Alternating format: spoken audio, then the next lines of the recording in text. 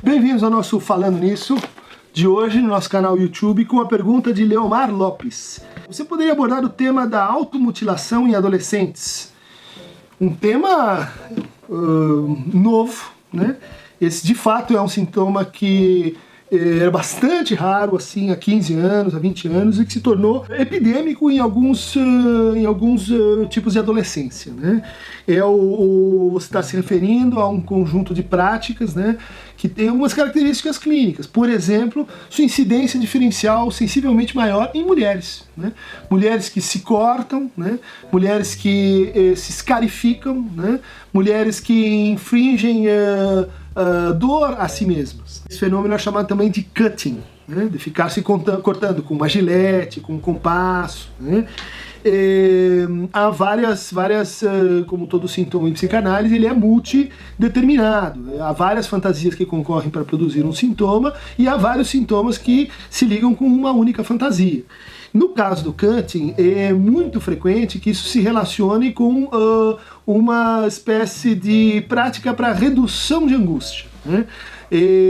São pacientes que dizem assim: são momentos em que eu não consigo caber mais em mim mesma, são momentos em que eu estou com uma espécie de aflição, uma aflição que não tem nome, uma aflição que fica assim flutuando entre o corpo e uma coisa propriamente psíquica, né?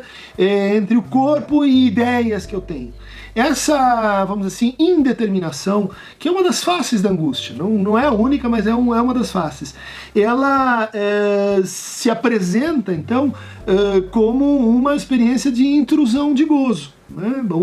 Uma boa ocasião para falar disso que o Lacan chama de gozo como algo que é diferente da satisfação e do prazer, né?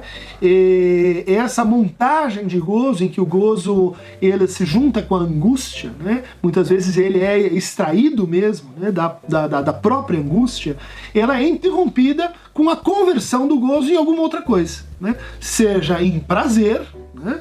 Então, por exemplo, práticas masturbatórias, práticas de impulsão, de compulsão, elas estão ligadas com uma espécie assim de mutação da angústia, né? Uma mutação da angústia por descarga, né, corporal. Mas também a dor. A dor é um instrumento de redução, de corte na angústia, e isso acontece muito frequentemente nesses quadros. Subsidiariamente, ou seja, num segundo momento, a gente encontra, né, quer dizer, primeiro essa função de aliviar e de localizar, né? O gozo que está disperso, indeterminado, ele para num ponto de dor específica do corpo. Em seguida, isso costuma evoluir para uma satisfação, né, que algumas pacientes dizem, né? É um prazer muito estranho de ver o sangue escorrendo, é um prazer muito estranho de ver a pele saindo, é um prazer muito estranho ligado à dor, mas ao mesmo tempo há uma espécie assim, de descoberta no corpo. E vejam só, né, isso tem uma relação com o fato de que é um sintoma muito frequente, cada vez mais frequente, em adolescentes. Você pegou muito bem, né? Existe no adulto, existe na criança, mas ele é mais ou menos típico na adolescência, né? Ou pelo menos na nossa adolescência. E que tem que ver com o quê? Com a produção de um corpo, né? A adolescência é o luto de um corpo infantil, de um corpo que estava carregado de desejos, de histórias, narrativas, e que vai ser substituído por um outro corpo ainda indeterminado e que é parcialmente inventado.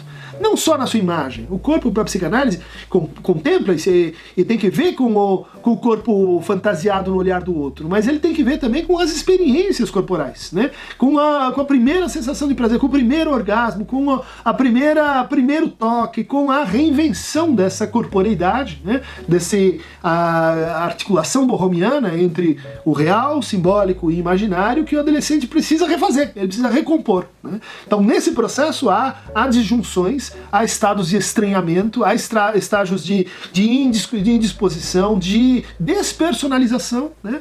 Muito frequentemente a gente vê isso assim, né, sendo dito pelos adolescentes, né, que são confissões clínicas de que estão com um corpo que não lhes pertence, né, que estão com um corpo no qual eles não se reconhecem, um corpo no qual eles não cabem, um corpo que devia ser maior, que devia ser menor, que não está em compasso com a experiência discursiva, com a experiência libidinal que lhe seria assim compatível. Então o cutting, ele tem essa função de ser assim uma prática compensatória, né? De ser um sintoma para estabilizar a angústia, para recompor e marcar esse momento assim da construção de um novo corpo, e em geral ele está relacionado a certos assim impasses intersubjetivos, impasses relativos à partilha desse corpo com o outro, né? A deixar que esse corpo experimente sensações, experimente prazeres, experimente satisfações que muitas vezes estão além da capacidade psíquica daquele sujeito, né? Que ele não suporta, que ele não tem, vamos dizer assim, recursos psíquicos simbolizantes para enfrentar aquilo. Bom, daí aparece o que? Um turbilhão de angústia, um excesso de angústia que é contido com práticas desse tipo. Para desenvolver mais essa temática do cutting e de sintomas análogos, tipicamente adolescentes, né? Eu recomendaria esse trabalho de Silvia Amigo, uma argentina, né, que escreveu A Clínica dos Fracassos da Fantasia, né? Nesse caso, o cutting aparece como uma tentativa assim de é preciso aumentar a extensionalidade da fantasia, é preciso um novo fragmento da fantasia, é preciso rearticular a fantasia. Enquanto isso não acontece, aparecem então passagens ao ato, acting outs, embaraços, emoções, que são próprias então da insuficiência da fantasia que a gente poderia alocar com essa aventura adolescente. Quem quiser continuar recebendo material aqui do nosso canal YouTube, basta clicar aqui embaixo no Aqueronta Movebo e inscrever-se nesse canal.